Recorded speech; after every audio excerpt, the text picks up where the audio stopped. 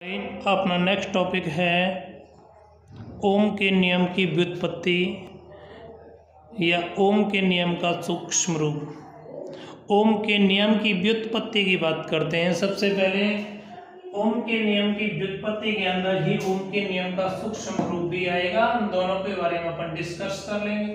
ठीक, देखो भाई, ओम के नियम की व्युत्पत्ति या ओम के नियम का सूक्ष्म रूप हम जानते हैं, वी नो दैट,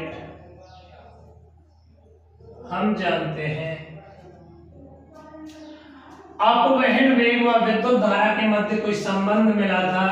वो संबंध था I = NEA VD, यही था। तथा धारा घनत्व की परिभाषा से धारा घनत्व की परिभाषा, धारा घनत्व क्या था? J = I/A। मैं ऐसा करूं, समीकरण 1 से मान रखूं, समीकरण 1 से यहां मान रखूंगा तो आपको क्या मिलेगा? J = I/A। I का मान कितना है? NEA VD/A। A का मान, A से A कट गया। ये VD क्या है रे? अपवहन वेग है। अपवहन वेग का मान कितना होता है? VD = E τ/n। ये है ना, वैल्यू पुट करो। J = NEE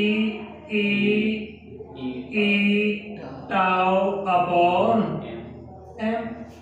मतलब J = NE² τ/m into E। ठीक है ना, ये रिलेशन मिला आपको। आप देखो n क्या है? चालक में उपस्थित इलेक्ट्रॉनों की संख्या फिक्स है, E इलेक्ट्रॉन का आवेश फिक्स है। ये कोई पर्टिकुलर चालक है, उस चालक का विश्रांति काल, चालक का विश्रांति काल फिक्स है। आपके पास ये कौन है? चालक में उपस्थित इलेक्ट्रॉन, इलेक्ट्रॉन का द्रव्यमान, ये भी फिक्स है। ये सारे मान क्या हैं? Fix, fix fix fix fix fix होना, फिक्स, सारा फिक्स। मतलब आपको ये कोई नियतांक मिल गया NE² τ/m। ये क्या कहलाता है? चालकता नियतांक कहलाता है, चालकता नियतांक। और चालकता नियतांक को अपन बोलते हैं सिग्मा। क्या बोलते हैं? सिग्मा। केमिस्ट्री में आया होगा आपको, चालकता। ठीक, चलो देखो भाई बेटा, J = सिग्मा E। जो J = सिग्मा E जो आपको रिजल्ट मिला है, इस रिजल्ट को, इसे अपन बोलते हैं ओम के नियम का सूक्ष्म रूप। यदि ओम के नियम का सूक्ष्म रूप आता है तो आप यहां तक करोगे, है ना? 1 नंबर में, 2 नंबर में पूछ सकता है। इसे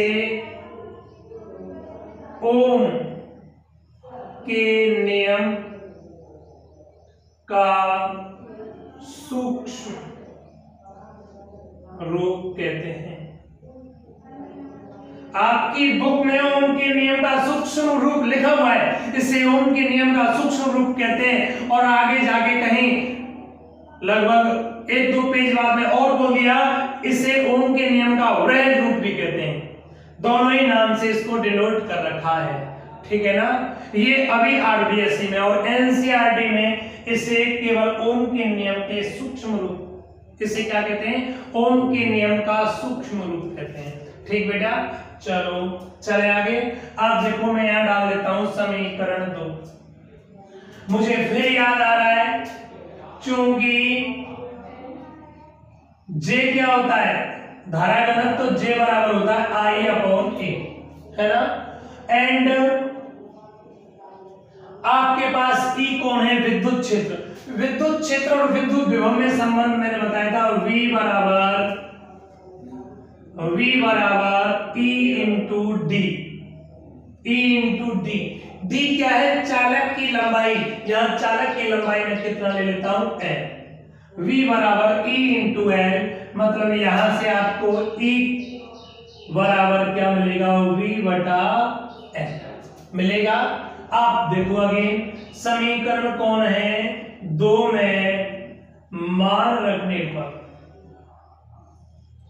समीकरण 2 में मान रखने पर, समीकरण 2 में मैं मान रखूंगा तो आपको क्या मान मिलेगा, देखो बेटा, जे का मान I upon A and sigma as it is आ गया है ना, एंड ई का मान कितना आ रहा है आपके पास, वी अपॉन एल।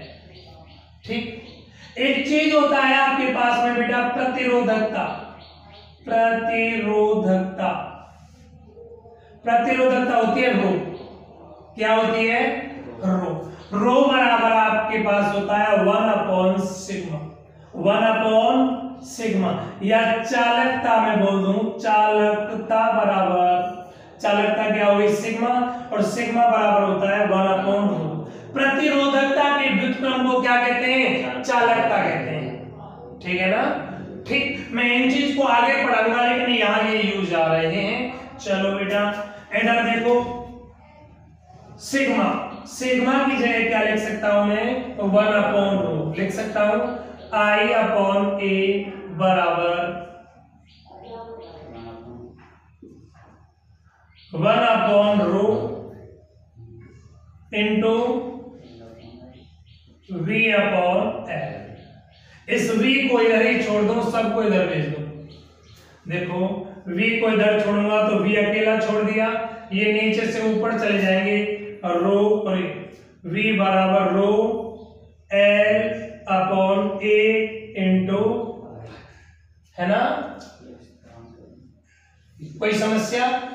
ये भी आपके पास स्थिरांक है चालक की नियत कंडीशन में। एक्चुअली इसका मान होता है आपको, चूंकि R बराबर होता है रो एल अपॉन ए, इसका मतलब बेटा ये R बराबर rho L upon rho, just अगला मेरा टॉपिक है प्रतिरोध, प्रतिरोध में इसको पढ़ाऊंगा, ठीक है ना। R बराबर रो एल अपॉन ए, इसकी जगह मैं R रख दूं तो V बराबर I इंटू R। इसका मतलब ये क्या था आपके पास, नियतांक था, प्रतिरोध नियतांक, है ना। इसका मतलब ये V बराबर आई आर, ये नियतांक हो गया तो V समानुपाती I। यही ओम के नियम का, यही ओम का नियम है। बोलो कोई समस्या, हम क्या कर रहे थे, ओम के नियम की व्युत्पत्ति कर रहे थे, तो ये क्या आ गया आपके पास, ओम का नियम। बोलो कोई समस्या, ओम का नियम क्या आ गया, V is directly proportional I।